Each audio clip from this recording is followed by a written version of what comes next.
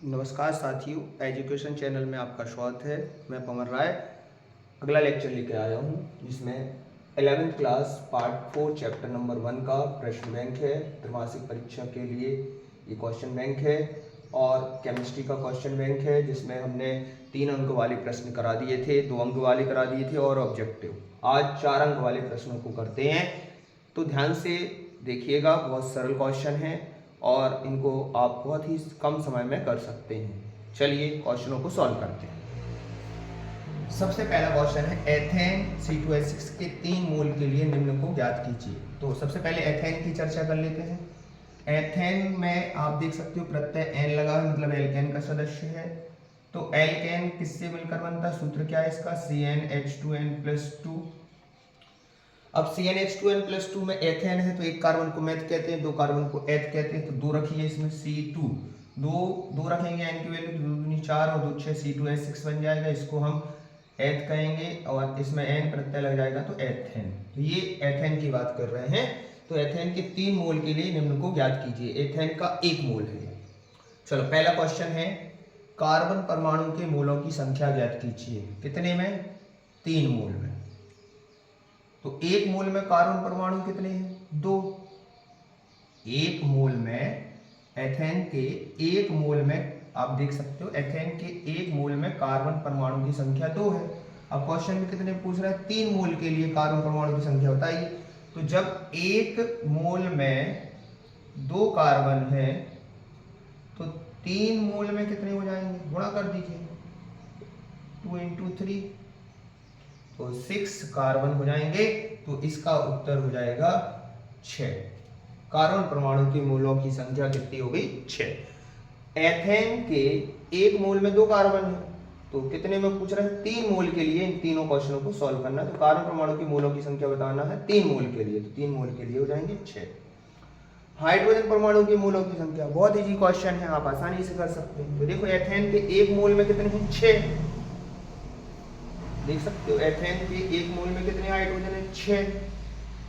तो आपको कितने मोल में निकालना है, 3 मोल में। तो 1 मोल में जब 6 है तो 3 मोल में हाइड्रोजन परमाणु कितने हो जाएंगे, 18। 6 × 3, क्योंकि 1 मोल में है 6 और 3 मोल के लिए पूछ रहे हैं तो 18 आ जाएंगे। तो इसका उत्तर आएगा 18। ठीक है, 1 मोल में 6 है तो 3 मोल में हो जाएंगे 18। एथेन के अणुओं की संख्या निकालिए 3 मोल में। अब यहां क्वेश्चन थोड़ा सा फंसा हुआ है, इसको कैसे हल करेंगे देखें। एथेन के 1 मोल में अणुओं की संख्या कितनी होती है पता है, 1 मोल कितना होता है, 1 मोल होता है एवोगैड्रो संख्या के बराबर। एवोगैड्रो संख्या का मान कितना होता है, 6.022 × 10⁻23। ये एवोगैड्रो संख्या है, ठीक है। और इस एवोगैड्रो संख्या का मान मतलब इतने अणु होते हैं 1 मोल में। किसी का भी 1 मोल हो, इतने अणु होते हैं परमाणु अणु के। तो आपको 1 मोल में इतना मान है, अपन को कितने मोल में पूछे हैं, एथेन के अणुओं की संख्या निकालिए 3 मोल में। तो एथेन के 3 मोल में अणुओं की संख्या कितनी हो जाएगी, 3 × 1 मोल में कितने हैं, 6.022 × 10⁻23। तो यहाँ हो गया कितना, 3 दूनी 6, 3 दूनी 6, 0 और 3 18, 10⁻23। ये हो गया हमारा आंसर। किंतु अब आप क्वेश्चन हमने निकटन करना सिखाया था और आपको वैज्ञानिक संकेतन बताए थे। हमेशा जो दशमलव है वो कहीं भी हो, हमारे उत्तर का जो पार्ट है वो दशमलव के 1 अंक बाद तक रहता है। और हमें सभी प्रश्नों को इस तरीके से सॉल्व करना है कि जो दशमलव है वो 1 अंक बाद रहे। क्योंकि हमारे उत्तर में दशमलव 2 अंक बाद आ रहा है तो हम इसे 1 अंक तक कैसे पहुंचाएंगे, हमने पिछले लेक्चर में सिखाया है। अब दशमलव को यहाँ से राइट से लेफ्ट खिसकाना है तो 10 की घात प्लस में बढ़ेगी। तो ये कितना हो जाएगा, 1.8 इंटू, इनको छोड़ सकते हैं, 1 अंक खिसक गया, 10⁻24।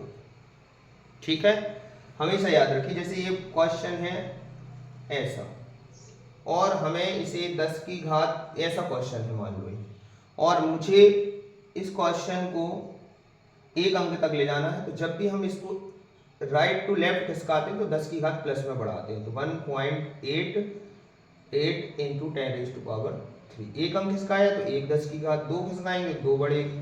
तो इस तरीके से प्रश्न को बढ़ाते हैं। और मान लो ऐसा होता क्वेश्चन,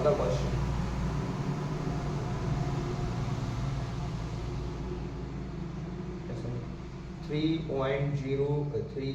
34.56 टू 10⁻, कुछ भी होता, मान लो 3 है, ठीक है। अब हमें दशमलव अभी भी राइट टू लेफ्ट खिसकाना है, यहाँ खिसकाते 0 पॉइंट होता। चलो ये क्वेश्चन है, ठीक है। अब इस क्वेश्चन को हल करना होता और हमें वैज्ञानिक संकेतन में लिखना था, तो अभी 0.1 अंक बात करना पड़ता, तो यहाँ एक अंक खिसकाना पड़ता। अब हम लेफ्ट टू राइट खिसका रहे हैं, तो ये 10 की घात माइनस में बढ़ जाती है। जितनी आप लेफ्ट टू राइट लाओगे, एक अंक खिसकाया तो इसका उत्तर आएगा 3.4 इंटू 10⁻², 3 में से एक जाएगा 2। हमेशा जब लेफ्ट से राइट खिसकाते हैं, जितने अंक खिसकाते हो आप उतनी माइनस 10 की घात कर दीजिए, और अब जब राइट टू लेफ्ट करते हैं तो उतनी घात 10 में प्लस कर दीजिए, 10 की घात प्लस में बढ़ा दीजिए, ठीक है। चलो आते हैं नए क्वेश्चन की तरफ। तो 100 ग्राम कॉपर सल्फेट में कितना कॉपर प्राप्त किया जा सकता है? अच्छे क्वेश्चन है। कॉपर सल्फेट कितना है? 100 ग्राम। तो 100 ग्राम कॉपर सल्फेट में कितना कॉपर प्राप्त किया जा सकता है? तो सबसे पहले आपको किसका द्रव्यमान निकालना है? कॉपर का। तो जिसको निकालना है उसको ऊपर रखो, कॉपर का द्रव्यमान बटे किस में से निकालना है? कॉपर सल्फेट में से।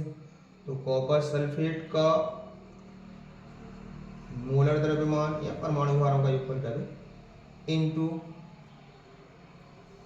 100 ग्राम में से निकालना, परसेंटेज में निकल आएगा, ठीक है। तो इस तरीके से इस प्रश्न को अपन सॉल्व कर लेंगे। तो यहाँ से कितना हो जाएगा? ये कॉपर का द्रव्यमान कितना होता है? कॉपर का परमाणु भार कितना होता है? 63.5 बटे कॉपर सल्फेट का निकालो तो 63.5, सल्फर का 32 और ऑक्सीजन का 16 और 4 ऑक्सीजन है तो 64। तो ये हो गया 63.5 बटे, जोड़ो 4 2 6 5 11, 4 2 यहाँ से जुड़ जाएंगे, सल्फर का 32 हो गया, ऑक्सीजन का 16 चुके 64 हो गया, ठीक है। तो कॉपर का द्रव्यमान 63.5 बटे, जोड़ो इसको 5, यहाँ पर 0 रहेगा, 0 5 4 9, समझ बाद यहाँ सुनने लगा लो, नहीं गलती हो जाएगी, तो 5 का 5 ही रहेगा, ठीक है। 5 का 5 ही रहेगा। अंक को जोड़ दो, 3 2 5 4 9, ठीक, 6 3 9 9 6 15, ये हो गया 63.5 बटे 159.5। अब इसको दशमलव हटा दो तो 635 हो गया, और ये 10 आएंगे नीचे, इसके 10 ऊपर जाएंगे, कट जाएंगे तो 1595। ये आपका कैलकुलेशन करिए, आपका ये उत्तर आ जाएगा 63,635 बटे 1595। इसको आप सॉल्व कर लीजिए, भाग लगा लीजिए, भाग लगा के आपसे बन जाएगा। इतने प्रतिशत कॉपर की आवश्यकता पड़ेगी। सीधी सी बात है, जिसमें से जिसका निकालना उसको उसका द्रव्यमान ऊपर लिखो, टोटल नीचे लिखो, इंटू 100 तो ग्राम में निकल जाएगा ये उत्तर, इंटू 100। तो ये आगे कितना 63,500 बटे 1,595। अब आप आसानी से भाग लगा सकते हैं और इसका उत्तर प्राप्त कर सकते हैं। ये ग्राम में आ गया। आपको पता था कि द्रव्यमान और प्रतिशत को एक दूसरे में चेंज किया सकता है, इसलिए हमने 100 का गुणा कर लिया, ठीक है। तो ये हो गया क्वेश्चन सॉल्व। सबको समझ में आया? अब नेक्स्ट क्वेश्चन की तरफ बढ़ते हैं। पहले इसका स्क्रीनशॉट ले लीजिए, कुछ चीज़ें मिटानी है हमें। तो आपको इस टाइप के क्वेश्चनों को सॉल्व करना है। पेपर की दृष्टि से ये बहुत इंपॉर्टेंट है। हो सकता है थोड़ा बहुत मान बदल दें, मगर इस टाइप के क्वेश्चन आते ही आते हैं।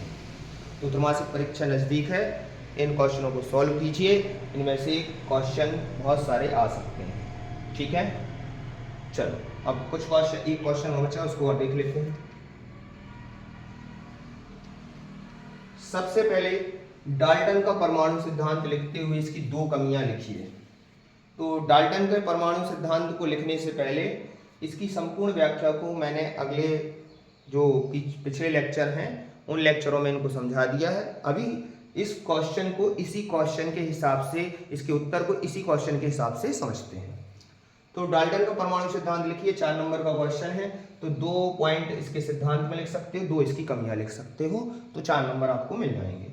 तो डाल्टन ने सबसे पहली बात कही, सबसे पहले परमाणु के बारे में आपको पता होना चाहिए। जैसे कोई एक चाक है, चाक का टुकड़ा, और मैं उसे तोड़ना शुरू करता हूँ, तो चाक के टुकड़े को मैं तोड़ते जाता हूँ, वह टूटता जाएगा टूटता जाएगा टूटता जाएगा, और अंत में एक छोटा सा कण बचेगा जिसे हम और विभाजित नहीं कर सकते हैं, उसे हम परमाणु कहते हैं। और डाल्टन ने इसी को कहा कि परमाणु एक अविभाज्य कण है, अर्थात जो इतना टूट चुका है, इतने छोटे टुकड़ों में हो चुका है जिसे और छोटे टुकड़ों में विभाजित नहीं कर सकते हैं। इसलिए डाल्टन के अनुसार, डाल्टन ने कह दिया कि परमाणु एक अविभाज्य कण है।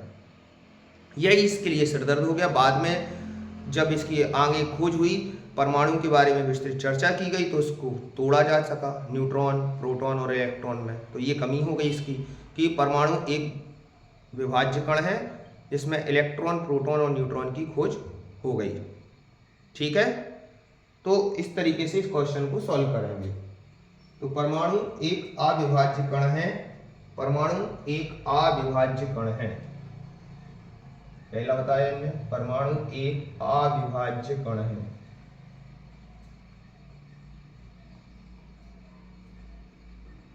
ठीक है, डाल्टन ने कहा ये बात। दूसरी बात क्या कही, जो एक परमाणु होता है या कोई एक तत्व होता है, उस तत्व के अंदर जितने भी परमाणु होते हैं उनके आकार समान होते हैं। एक तत्व के परमाणु द्रव्यमान व आकार में एक समान होते हैं, ये बताया किसने, डाल्टन ने। फिर ये सिरदर्द हो गया, क्यों, इन्हीं दोनों बातों को कमियों में व्यक्त कर दिया गया बाद में, कि ये जो आपने बताया था उस समय तो सही था, किंतु जब बाद में इनकी खोज हुई तो ये 2 कमियां निकल के आई। पहली कमी क्या थी, परमाणु विभाज्य, परमाणु विभाज्य है, और जिसे इलेक्ट्रॉन, प्रोटॉन, जिसे इलेक्ट्रॉन, प्रोटॉन, न्यूट्रॉन में विभाजित किया जा सकता है। एक तो ये कमी निकल के आ गई। दूसरी कमी क्या निकली, देखो उसको भी देख लो। एक ही तत्व के परमाणु द्रव्यमान व आकार में एक समान होते हैं। ठीक है, इनने कह दिया। अब जब बाद में समस्थानिकों की खोज हो गई, समस्थानिकों की, तो ये बात गलत सिद्ध हो गई। खोज के उपरांत यह सही नहीं रहा। कैसे नहीं रहा, देखते हैं। क्लोरीन का परमाणु क्रमांक 17 है, मगर इसका एक समस्थानिक है 35, मतलब इसका द्रव्यमान 35 है परमाणु भार, और दूसरा समस्थानिक इसका फिर मिला जिसका परमाणु द्रव्यमान 37 है परमाणु भार।